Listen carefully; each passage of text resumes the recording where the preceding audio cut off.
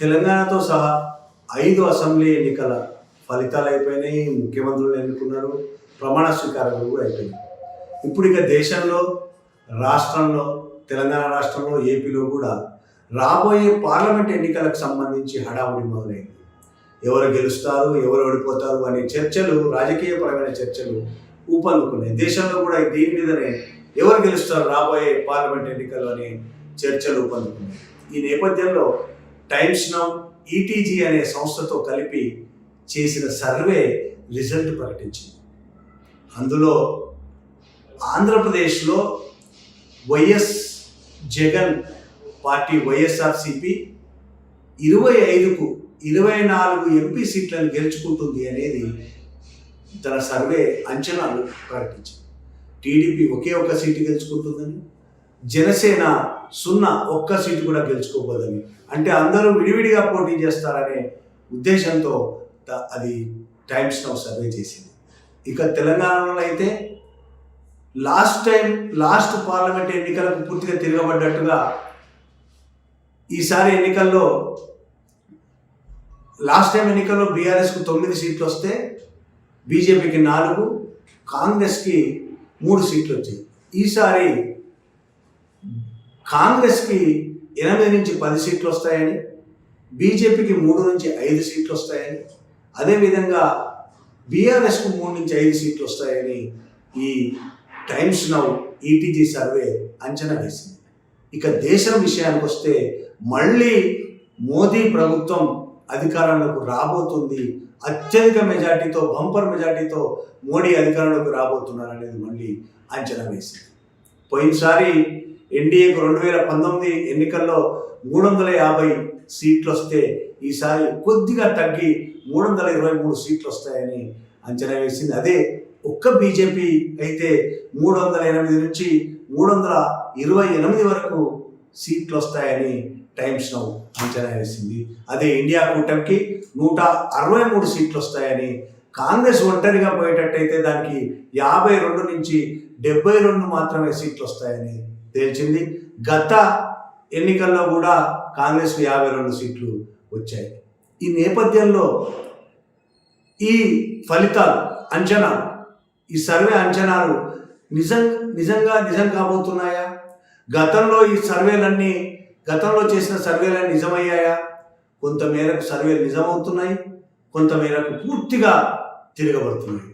మొన్నటికి మొన్న శాసనసభ, 5 రాష్ట్రాల శాసనసభ వ్యవహారంలో ఒక్క తెలంగాణ మినహా అన్ని రాష్ట్రాల, తెలంగాణ ఎంతో కొంత రాజస్థాన్ మినహా మిగతా అన్ని రాష్ట్రాల అంచనాలు పూర్తిగా విఫలమయ్యాయి. అన్ని సర్వే సంస్థలు, ఎగ్జిట్ పోల్ చేసిన సంస్థల అంచనాలు కూడా విఫలం ఎందుకు అయ్యాయి అనేది ఇది మరొక అంశం. కానీ ఉదాహరణకు ఛత్తీస్గఢ్లో కాంగ్రెస్ మళ్ళీ పూర్తి మెజార్టీతో అధికారంలోకి వస్తుందని అన్ని సర్వే సంస్థలు, అన్ని ఎగ్జిట్ పోల్స్ చెప్పాయి. మధ్యప్రదేశ్లో కూడా తక్కువ మెజార్టీ అయినప్పటికీ కాంగ్రెస్ అధికారంలోకి రాబోతున్నదని అన్ని సంస్థలు తెలియజెప్పాయి. కానీ పూర్తిగా తిరగబడింది. ఛత్తీస్గఢ్లో బీజేపీ అత్యధిక స్థానాలు గెలుచుకుంది. మధ్యప్రదేశ్లో కూడా బీజేపీ అత్యధిక స్థానాలు గెలుచుకుంది. టగ్ ఆఫ్ వార్ పోటీ అని చెప్పిన రాజస్థాన్లో కూడా బీజేపీ అత్యధిక స్థానాలు గెలుచుకుంది. దీనికి రకరకాల కారణాలు చెప్పొచ్చు. కాంగ్రెస్ ఛత్తీస్గఢ్కి సంబంధించిన కాంగ్రెస్ నాయకులు ఆరోపిస్తున్నట్టుగా ఎగ్జిట్ పోల్స్ ఫలితాలు నిజమే అవి నిజం కావలసి ఉండే, కానీ బీజేపీ చేసిన ఈవీఎంల ద్వారా చేసిన కుట్ర వల్ల ఓడిపోవాల్సి వచ్చింది అనేది కాంగ్రెస్ నాయకులు ఆరోపిస్తున్నారు. ఫలితాలు వచ్చిన రోజుకి, పోలింగ్ అయిన రోజుకి మధ్య చాలా రోజులు గ్యాప్ ఉండడం, ఈ మధ్యలో ఓటింగ్ పర్సెంటేజ్ పెరిగినట్టు 2 సార్లు 3 సార్లు వేరు ఓటింగ్ పర్సెంటేజ్ ఎన్నికల కమిషన్ ప్రకటించిందని కాంగ్రెస్ నాయకులు ఆరోపిస్తున్నారు. ఎన్నికలు పూర్తయిన రోజు రాత్రి ప్రకటించిన ఎన్నికల పర్సెంటేజ్, పోలైన ఓటింగ్ పర్సెంటేజ్కి, ఆ తర్వాత 2 రోజులకు ప్రకటించిన పర్సెంటేజ్కి, ఆ తర్వాత మళ్ళీ 2 రోజులకు ప్రకటించిన పర్సెంటేజ్కి చాలా తేడా ఉందని, ఇది 10% తేడా ఉందని, ఆ 10%ఏ ఛత్తీస్గఢ్లో బీజేపీని అధికారంలోకి తీసుకొచ్చి కాంగ్రెస్ను ఓడించింది అనేది కాంగ్రెస్ నాయకుల ఆరోపణ. మధ్యప్రదేశ్లో కూడా దిగ్విజయ్ సింగ్తో సహా కాంగ్రెస్ నాయకులందరూ ఇదే ఆరోపణ చేస్తున్నారు. చాలామంది రాజకీయ విశ్లేషకులు, కొందరు యాంటీ బీజేపీ కావచ్చు, విపక్షాలు కావచ్చు, చెప్తున్న మాట ఏంటంటే బీజేపీ ఈవీఎంల ద్వారానే అధికారంలోకి వస్తుంది, అన్ని రాష్ట్రాల్లో ఆ విధంగా చేస్తే ప్రజలకు అర్థమైపోతుంది, వ్యతిరేకత వస్తుంది, కాబట్టి తెలంగాణను ఒక రాష్ట్రాన్ని వదిలేసి మిగతా రాష్ట్రంలో ఆ విధమైన ఈవీఎంల ద్వారా నాటకాన్ని ఆడింది అని కాంగ్రెస్ నాయకులు ఆరోపణలు చేస్తున్నారు. సరే, ఈ ఆరోపణలన్నీ పక్కన పెడితే ఇక తెలంగాణ, ఏపీకి సంబంధించి పార్లమెంట్ ఎన్నికలకు సంబంధించిన టైమ్స్ నౌ ఈటీజీ సర్వే విషయానికి వస్తే, ఆంధ్రప్రదేశ్లో ఒకవైపు జనసేన, టీడీపీ పొత్తు పెట్టుకుంది. చాలా కాలం చంద్రబాబు జైల్లో ఉండగా, రాజమండ్రి జైల్లో ఉండగా జైలుకి వెళ్ళిన జనసేన అధినేత పవన్ కళ్యాణ్ చంద్రబాబుతో మాట్లాడి బయటకు వచ్చి మేమిద్దరం పొత్తు పెట్టుకోబోతున్నాం, కలిసి పనిచేస్తామని ప్రకటించారు. ఆ విధంగా ఇద్దరు పొత్తులో ఉండి పోటీ చేయబోతున్నారు.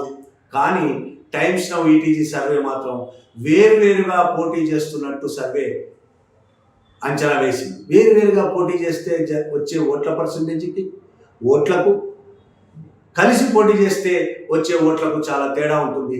ఆ తేడా టైమ్స్ నౌ కనిపెట్టలేకపోయింది, ఎందుకంటే వేరువేరుగా పోటీ చేస్తున్నారు. అదేవిధంగా బీజేపీ, ఇప్పుడు ఏపీలో బీజేపీ పాత్ర ఏందనేది ఇంకా తేలాల్సి ఉంది. తెలంగాణలో బీజేపీ, పవన్ కళ్యాణ్ కలిసి పోటీ చేశారు.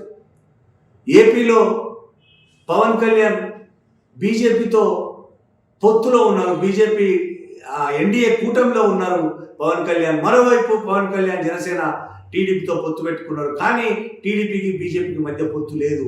ఎలక్షన్లు అయ్యే లోపు, ఎలక్షన్ల అయ్యేసరికి, ఎలక్షన్ టైంకి పొత్తు ఏర్పడవచ్చు, ఏర్పడకపోతే బీజేపీ పాత్ర ఏంటి, ఒంటరిగా పోటీ చేస్తున్నారు లేదు, ఇవన్నీ తేలాల్సి ఉంది.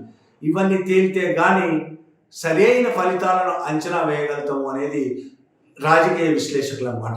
కాబట్టి ఈరోజు టైమ్స్ నౌ చాలా ముందుగానే టైమ్స్ నౌ వేసిన ఈ అంచనా, టైమ్స్ నౌ చేసిన సర్వే ద్వారా వచ్చిన ఈ అంచనా, ఈ ఫలితాలు నిజమయ్యే అవకాశం ఉండొచ్చు, పూర్తిగా నిజమయ్యే అవకాశం లేకపోవచ్చు కూడా. కాబట్టి ఈ ఫలితాలను అంచనా వేసుకొని వైఎస్ఆర్సీపీయో లేకపోతే బీజేపీయో ఆనందంలో ఆనందంలో మేమేం చేయాల్సిన అవసరం లేదని చేతులు ఎత్తేస్తే మాత్రం ఖచ్చితంగా దెబ్బతినే అవకాశం ఉంది. నిజం చెప్పాలంటే ఏపీలో లాస్ట్ ఎలక్షన్స్కి ఇప్పటికీ వైఎస్ఆర్సీపీ క్రమక్రమంగా దిగజారుతూ ఉంది. ప్రజల్లో దాని ప్రభావం దిగజారుతూ ఉంది. దానికి వ్యతిరేకమైన ఓటింగ్ శాతం పెరుగుతూ ఉంది. చంద్రబాబు నాయుడు రాష్ట్ర వ్యాప్తంగా పర్యటనలు కావచ్చు, లోకేష్ పర్యటనలు కావచ్చు, ఎంత లేదన్నా ఎంతో కొంత టీడీపీ ప్రతిపక్షాల ఓటింగ్ పర్సెంటేజ్ని పెంచింది. అలాగే జనసేన అధిపతి పవన్ కళ్యాణ్ సభలు కూడా ఎంతో కొంత ప్రజలపై ప్రభావం చూపిస్తున్నాయి. కాబట్టి ఒకే ఒక సీటుతో టీడీపీ, 0 సీట్లతో జనసేన అనేది ఖచ్చితంగా నమ్మలేని పరిస్థితి. ఎంతో కొంత పూర్తిగా మెజారిటీ వైసీపీకి వస్తే రావచ్చు, కానీ 25-24 సీట్లు వస్తాయనేది చెప్పడం అంత ఈజీ కాదు. తెలంగాణ విషయానికి వస్తే కొంత నిజమవచ్చు. టైమ్స్ నౌ సర్వే చేసిన అంచనాలు కొంత నిజమయ్యే అవకాశం ఉంది. అధికారంలో ఉంది కాబట్టి కాంగ్రెస్ 8 నుంచి 10 సీట్లు గెలుచుకునే అవకాశం ఉంది. అదేవిధంగా ప్రతిపక్ష బీజేపీ, బీఆర్ఎస్ బలంగానే ఉన్నాయి కాబట్టి గత ఎన్నికల్లో బీజేపీ 3 సీట్లు గెలుచుకుంది కాబట్టి మళ్ళీ అవే సీట్లను గెలుచుకునే అవకాశం ఉంది. బీఆర్ఎస్ కూడా ఇంకా 39 సీట్లు సంపాదించుకొని చాలా స్ట్రాంగ్గా ఉంది, ఎమ్మెల్యే సీట్లు సంపాదించుకొని, కాబట్టి అది కూడా దాదాపు 3 నుంచి 5 సీట్లు సంపాదించుకునే అవకాశం ఉంది. దీన్ని మరింత లోతుగా అర్థం చేసుకోవాలంటే, మరింత లోతుగా సర్వే చేయాలంటే ఇంకా సమయం అవసరం. పార్లమెంట్ ఎన్నికల కొద్ది ముందు ఇలాంటి సర్వేలు చేస్తే సరైన ఫలితాలు రావచ్చు. Thank you. Please subscribe